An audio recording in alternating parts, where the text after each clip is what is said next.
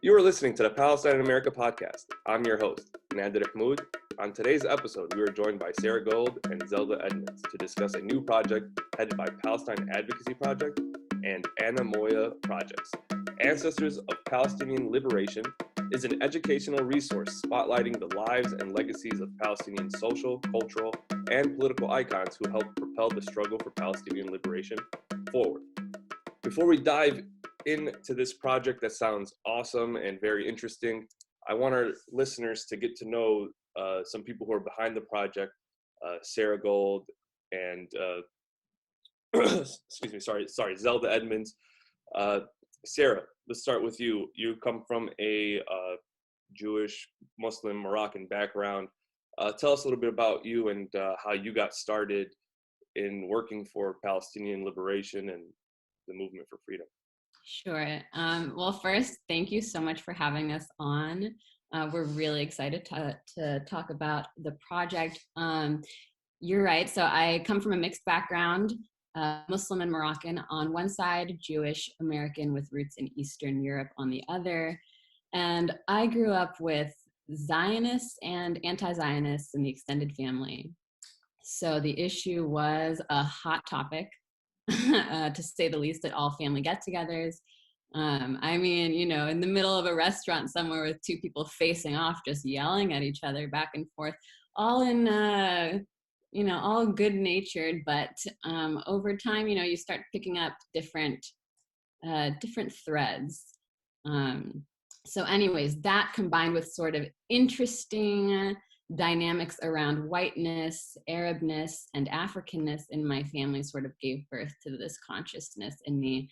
And I started actively organizing around Palestinian liberation in 2014 as an undergrad at Kenyon College, and stirred up quite a lot of trouble and decided, well, if I'm gonna talk about something that people are going to be so, angry about and wanna, I'm sure we've all been through similar experiences, then I'm gonna wanna see what I'm talking about. So I spent the summer of that year working with the Palestinian Society for Care and Development in El Amari refugee camp right outside of Ramallah, which provides services to disabled youth in the camp. And was that in 2018? That was in 2014. So that's the first time that you visited Palestine? I lived in Cairo for a period of time in my youth, and we drove across the border, I think, at one or two times. That was before the wall, and that was a totally different experience. Yeah, totally different era. Yeah.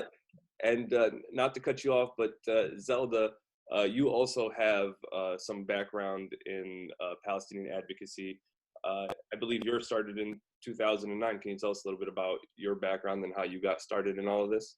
Yeah, sure. So I moved to Ramallah in 2009, and I was living there for about 2 years, volunteering in a school for the first year, and then after that program ended, I decided to stay to get involved in other ways as well, and so that was sort of the beginning of me really understanding what's going on in Palestine. And so my work, I've done some BDS work and just a lot of educational work around Palestine since then. And then I returned in 2016 just for 3 months, and ended up doing direct action work in Khalil in Hebron. And it was from that time that I was doing a lot of filming, and that ended up becoming a documentary film called Imprisoning a Generation, which is another part of my work. Did you go there in 2016 with the intention to make the documentary, or did that just kind of naturally? No, yeah. So I actually went to study Arabic at Birzeit, and I think I just was reminded very quickly when I got back that I didn't want to be in a classroom. I wanted to be in the streets. And so I dropped out and and moved to Khalil, and so it just kind of ended up happening there's just so many stories, you know, of the film looks at the ways in which kids are targeted specifically through detainment and imprisonment. And there's just so many kids who have gone through that, and those stories were all around. So it just sort of ended up happening. Yeah, I got a chance to watch it. I thought it was very well done, and I appreciate the work that both you guys have done so far for Palestine. And it says a lot because, you know, this podcast usually is for us to highlight, it's used mostly to highlight Palestinians that I say people should know, but definitely people should know about people who are not Palestinian, who, you know, are taking the time out of their lives to better the lives of, you know, our people. And so I appreciate the work both of you guys have been doing, which is why I have you guys on today. So let's jump into the project that we're here to talk about. My first question is, how did this idea come about, and why is, I know a little bit about Palestine Advocacy Project, but this is the first I heard of Anemoi projects. Why the collaboration there? Yeah, I can sort of speak to some of that, and I'll let Sarah jump in with whatever makes sense. So Palestine Advocacy Project had put out a call for folks who wanted to do some kind of visual work around educating folks around Palestine. And that's kind of my realm, is video and graphic design work. And so much of my work is focused on Palestine. So I was like, great. And I proposed this project that would be about uplifting Palestinians who have contributed in so many deep and beautiful ways to the world's understanding of Palestine through kind of a visual medium that was also biographical. And so this project is visual. There's these artistically rendered portraits of each of the 7 ancestors, which I would love for Sarah to introduce who it is we highlighted in this project. But there's also this biographical aspect to it. And then there's also educational resources and tools that are a part of this project. So the idea of, you know, talking about Palestine through story, I think is kind of how I have always approached this work. And it felt like an opportunity to do that in collaboration with Palestine Advocacy Project. Yeah, and I'll just jump in to say that, you know, folks at Palad were already aware of Zelda's wonderful work.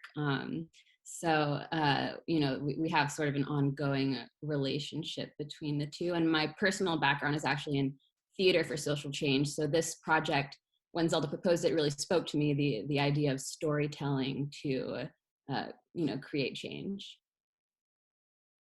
And you guys mentioned, and I read a little bit about the project, and it's going to feature 7 different Palestinians for the 7 generations that, you know, Palestine's been occupied for. Can you tell me a little bit about who will be featured? Absolutely. So, of course, there are so many people that we would have loved to feature. I mean, really, an endless list. In the end, though, we decided on 1 person per decade since the Nakba, so 7 people. And it felt important for us to include Palestinians who came from different places and had different relationships to homeland. So, you know, someone from Gaza, someone from the West Bank, from 48, from the diaspora. We wanted to be mindful of gender. We wanted to represent different types of contributions. So, you know, we've got poetry, the indomitable Fadwa Tuqan, we have the legendary Mahmoud Darwish. In the area of art, we have the cartoonist Naji Al-Ali, who gave us Handala. We have, in the area of literature and journalism, Ghassan Kanafani. Cultural criticism, Edward Said. Music, Reem Banna. And healthcare, Razan al-Najjar, the Angel of Mercy. And not only are these people who have contributed immensely to, you know, laying a foundation for Palestinian liberation or ongoing the struggle for Palestinian liberation, but they have also contributed to conversations that we're having today in the US and around the world, around intersectionality and collective liberation. So we hope that this resource can be of value to all who engage with it. Yeah, I mean, that's a lot of the people you mentioned, the things that they spoke about during their time definitely still resonates today, unfortunately. But it definitely can be used to, obviously teach people who are unaware of what's been going on for the last 70 years or so. Who would you say, and I don't mean to put you guys on this, well, before I get to that question, what kind of resources did you guys have available to you to create what you guys created? Or if you guys haven't, I don't know if you guys have created it yet, if it's ready to be rolled out, but how did you guys come about getting all the material for this project? Yeah, I'll jump in real brief to answer that. And I'd love to dive from that quickly also into some of the educational resources which are available. And the project is up online and available for folks to explore and engage with. So in brief, it was just a lot of research, a lot of conversations, a lot of editing back and forth, and that sort of brought it all together. But to talk about the project a little bit more in depth, so the base of the project is really for everyone. It's these visual portraits with these biographies of the 7 people, but different aspects of the project are sort of geared towards different people. So some of it is geared towards folks who are learning about Palestine. Some of it is geared towards people who are educating or teaching on Palestine, and some of it is geared for folks who are organizing around Palestine. So for learners, and it's one of the pieces of the project I'm really excited about, is there's this key terms index that comes from words and terms in the ancestors' biographies. So as folks are reading through their biographies, if they're not familiar with something, or if they want to learn more about it, they can click on the key term, which will bring up a summary of the term, as well as links to articles and videos and resources about that term. And so they range from events like the Nakba to aspects of the occupation, like identification cards or political prisoners, to more nuanced concepts like Samud or homeland. And so for educators, then there's also, in addition to these resources intended for learners, there's also a PowerPoint version of the project, which can be used in like schools or in more presentation style. And then for organizers, there's outreach materials to get this project out into the community. One of the dreams for this project is that it can live in real world spaces. And we're still in COVID times, so it feels like that's maybe a little bit of a ways out yet, but the hope is that folks will go to the project, download, the portraits and the biographies, and connect with coffee shops, libraries, schools, to get these stories up into our everyday spaces, to engage people around Palestine and create space for conversation. If I could just add one more thing. I remember when I first came to formally learn about what's happening in Palestine, it was extremely difficult and very intimidating. Like, how am I going to catch up on all of this stuff? I don't know this word. They keep saying Samud, what is that, And a lot of folks that I know have expressed similar sentiments to me. I want to learn about this, but it just seems like it's too much. And, there's this narrative, it's so complicated. And I hope that this resource can quell some of those fears. Obviously, it's not all encompassing, but I think that for folks who are intimidated to begin this learning journey, this is a good place to start in terms of their key terms, PowerPoint, timeline, and additional resources outside of the project for folks to look at as well. I haven't had a chance to, obviously, I didn't even know that it was, available to dive into and look at, but I will, add on to your sentiment is, even as a Palestinian, like living through it, like when I was 7 or 8, I don't remember exact age, my first time visiting Palestine, I witnessed, soldiers going into my grandparents' house and flipping everything over, looking for my uncle who they already had in their custody. So it was like, I remember as a 7 or 8-year-old coming back to the States and explaining to my friends what happened. But as I grew up and I would tell that story over and over again, it was like, where is the resources that I can just click on something or print something out and hand it and just show my friends, instead of, just explaining one story that I experienced over and over again. So I really appreciate this. And like I said, I know a little bit about the Palestine Advocacy Project. Can either of you guys just talk more about each organization and where's the Palestine Advocacy Project based out of? These kind of things I'm not aware of, and I'm sure our listeners would love to know more about. For sure. So the Palestine Advocacy Project, we're an all-volunteer organization based in Cambridge, Massachusetts, but we do work all over the country. And we focus primarily on public media campaigns, informational trainings, workshops, seminars, and other educational tactics to make as many people as possible aware of the Palestinian struggle, of the ethnic cleansing that Palestinians have and continue to face, and of Israeli apartheid, and then use that as a jumping off point for advocating for an end to Israeli human rights abuses. So, we've done campaigns pushing voters to demand their representatives commit to policies that support the protection of Palestinian rights. We've also are currently working on something around child detention, which is particularly timely. I don't know if folks are aware, it just was introduced, but Congresswoman Betty McCollum of Minnesota and I think 13 other co-sponsors just introduced the Defending the Human Rights of Palestinian Children and Families Living Under Israeli Military Occupation Act.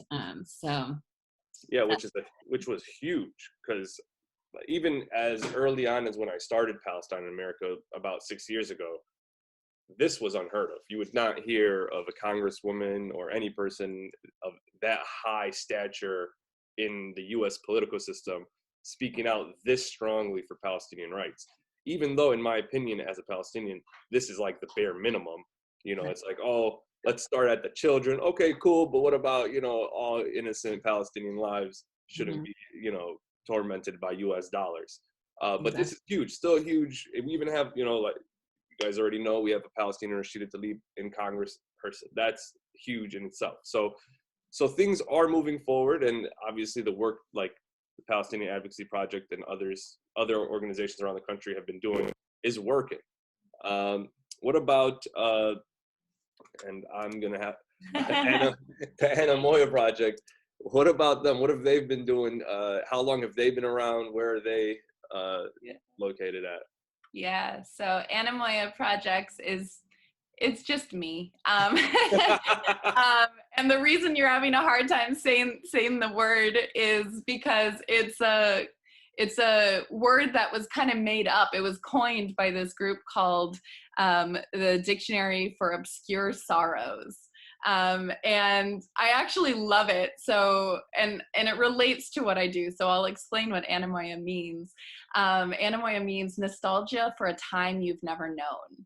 And the word was coined thinking about a time from the past you never experienced. But I like to think of it as a time in the future that we all yearn for, when liberation and justice are dominant in our societies and cultures. And so for me, I like to use that as sort of my guiding principle, is that, I'm a filmmaker and I'm a graphic designer. So I'm trying to document the world we live in right now while reaching for something more and something better that we're all a part of working towards. So that's a heady metaphorical way to say I do graphic design and video work to support liberation movements.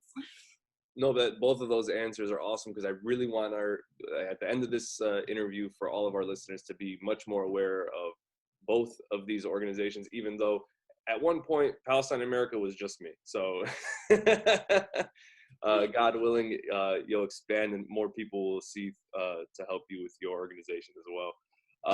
So my next thing in this in our conversation that I really want to get into is more about you two. Just we talked about the project, and I really want people to go and check it out. It's a great project, but I kind of want to. I'm curious because I imagine it's somewhat similar to being at a dinner table with your family, and people are talking about, in this day and age, Black Lives Matter movement. You might have somebody in your family that is low-key racist, and I know I have them in my family, and I fight with them at our dinner tables and something. I don't even go over to their house anymore for dinner because I just don't have the mental capacity for it anymore. So I want to start with Sarah. You mentioned dealing with Zionists in your family. You kind of mentioned how you dealt with it before and kind of how it molded you now, but can you talk a little bit more about that? Like how that made you feel, and thinking back on those times, like, is there anything you wish you would have did differently? I don't know. Just speak on it as much as you want. For sure. Yeah, I want to walk the line here of how much I want to say publicly versus not. But it was difficult, I mean, like I mentioned earlier, the racial dynamics at play, and being sort of the only Browns in the family, and what I think throughout much of my childhood I was pretty silent. I didn't know, okay, well, I'm white, right? Or like I'm this, or I'm that, or but Israel, but Palestine, and Muslim and Jewish, and I don't understand what's going on, so I'm just gonna be quiet and listen as these explosive conversations are taking place around me at the Mexican restaurant that we're at. Like, why? But yeah, and I had quite a lot of discomfort around the issue growing up, and folks would come to me and say, oh, well, you're half Muslim, half Jewish, like, let's talk about Palestine. I'm like, well, I mean, I'm not Palestinian, like, it's not a religious issue, but, and they would want to talk at me, and I would never say anything. But as I said, certain strands were very clear to me, and I think part of that had to do with the power dynamics within my family, the racism that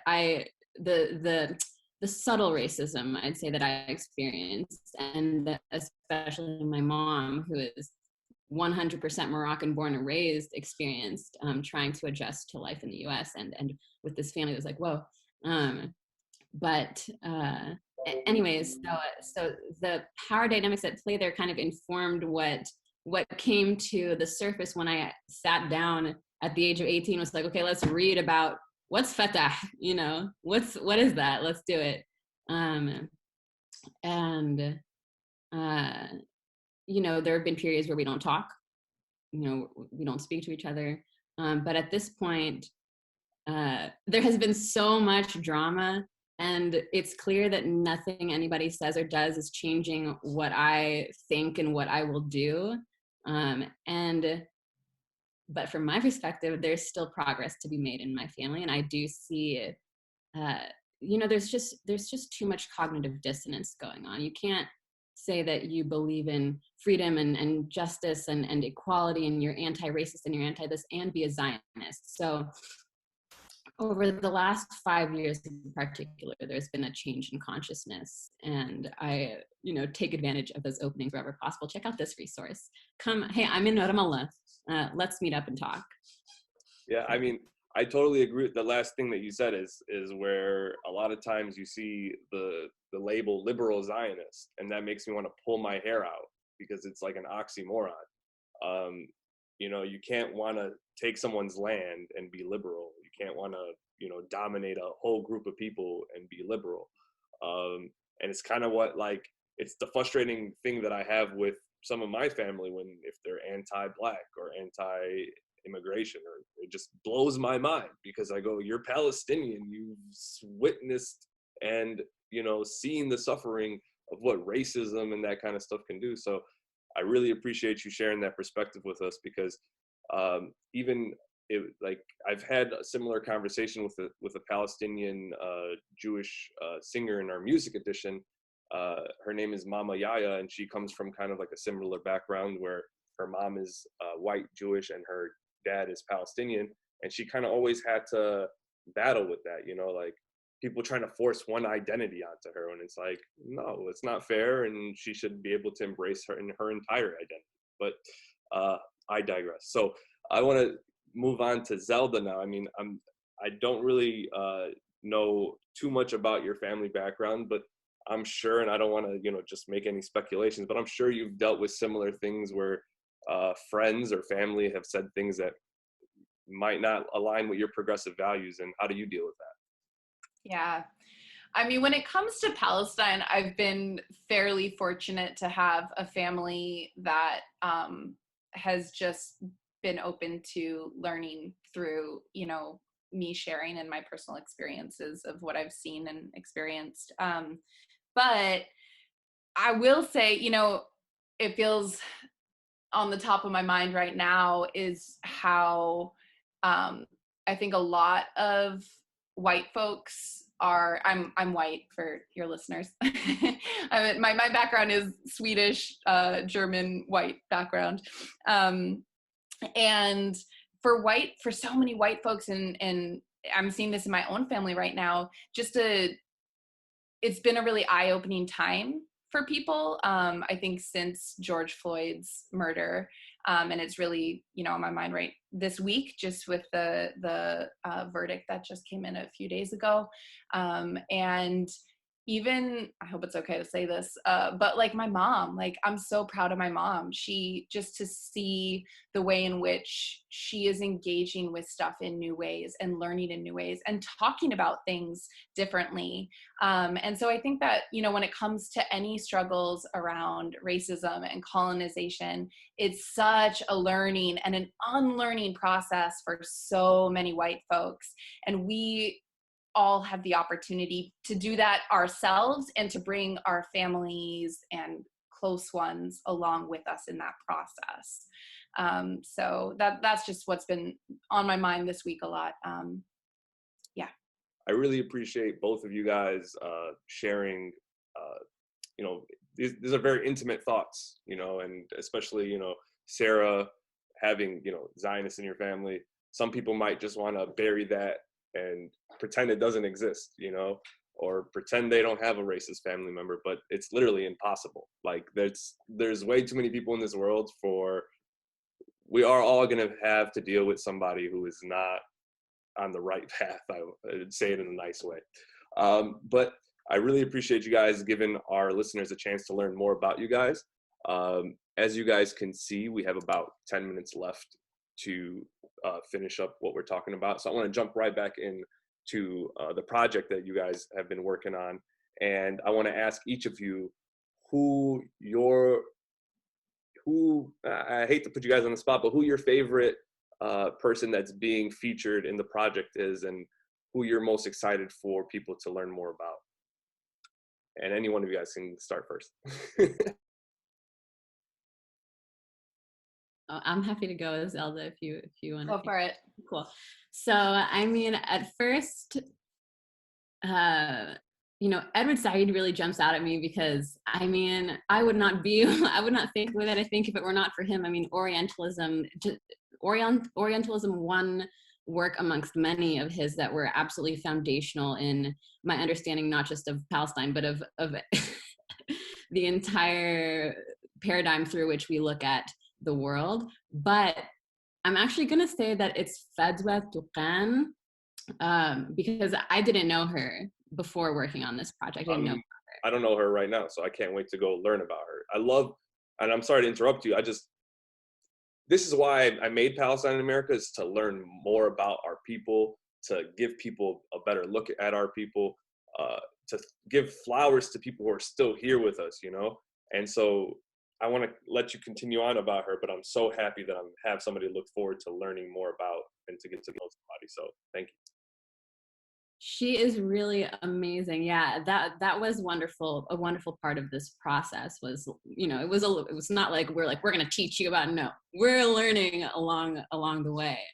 So Fadwa Tuqan, I mean, she was there. She saw everything, which you'll see in her. I mean, her biography basically opens with that. She saw the Balfour Declaration in 1917. She lived through the Nakba. She lived through the '67 war, the Oslo Accords, and the building of the wall. You know, she was there throughout this whole thing, and just she's this sort of matriarch who wouldn't let anything stop her. I mean, she defied colonization, she defied occupation, and she defied patriarchy. I mean, she was someone who was very much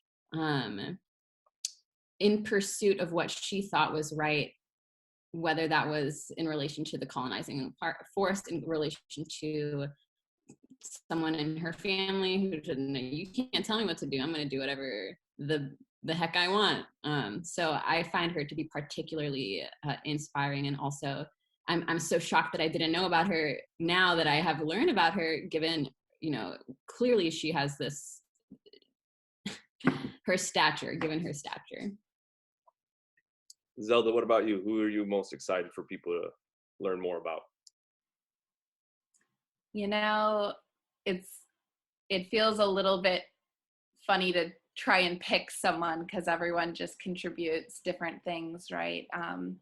But I will say that for me, Irim Bana it's just been amazing to get to know her music more through the process of this. While I was working on her portrait, I would just have her music going for hours, and you know, her voice is just so incredible, but also like she was so everything she did was about Palestine in her heart. It seemed like it was really, really led by that. And you hear that, you know, in her voice, you hear that in her music, and she really, yeah. So her work has really touched me, I would say. Coming from a family of musicians, music has always been something that touches me real close to my heart. So. Awesome. And I do just want to mention, folks can see the project if you go to palestineadvocacyproject.org/ancestors. It'll bring you to the page that will launch you into the project. And from there, you can see the portraits, you can read the biographies, you can engage with the key terms, and you can download all of it. The images, the biographies, the educational resources, the PowerPoint, all of it is downloadable from the website. And we hope people use it, and we hope they keep in touch with us about the ways in which it's living in their communities. That's awesome. My next question was going to be like, how can people access it? Where can people go? But how, you said you want people to keep up with you guys, and how can they do that? How can they, is there a way on the website where they can reach out, or? Yeah, I should make sure I'm saying the right page. I think it's the educational resources page. There is a email, and the email is outreach@palestineadvocacyproject.org. And so that's one way people can keep in touch. Otherwise, you know, through either of the contact information on our websites, all of it will come back to us. But yeah, and then Sarah, I don't know if you want to mention the social media stuff for Pal Ad, where people can also engage with the project. Sure. So, oh wow, I should have prepared ahead of time. What's our Twitter handle? But yeah, so Palestine Advocacy Project, we're on Facebook, we're also on Instagram, and we're on Twitter. Not so much on Twitter, so forget that. But definitely, please come and engage with our Instagram, especially. We post, you know, you can see the portraits there. It'll direct you to different pages that you're maybe interested in, depending on whether you want to teach about this, you know, just talk to your family, whatever. And we're also going to be highlighting the different resources available as well. So keep an eye out for that, people. So what I'll do for you guys is, because I don't know if you guys are aware of where the podcast usually lives. It lives on Instagram, it lives on YouTube, and the audio version will be on Spotify. So for the YouTube and Instagram version, I'll go ahead and throw all the handles and everything at the end of the interview so people can see it. So if you guys want to email me all the handles and everything that you guys want me to share with everybody, I will. And also on the website, when I share it on the website at PalestineAmerica.com, I'll have everything linked up too, so hopefully people will click and go straight to the project itself. I really appreciate you guys joining me. I really wanted to end it on that happy note, but with things going on, I don't know if you guys have been tuning in, but things going on in Jerusalem last night. If you guys have any comments in the last 2.5 minutes, brief comments to say about that. If not, we could just end it there. But if you guys have anything you guys want to say about that briefly, please go for it. Is this what's going on in Sheikh Jarrah or something else? Okay. Well, I think they're both kind of in line with each other. In the next 30 days, Sheikh Jarrah is going to be being pushed out by the Israeli government to be replaced by settlers. And then last night there was a lot of violence where settlers were attacking Palestinians in Jerusalem, and I'm pretty sure they're all correlated. But we're down to like our last minute. If you guys have just a really quick thing to say about it, if not, we'll just keep it moving.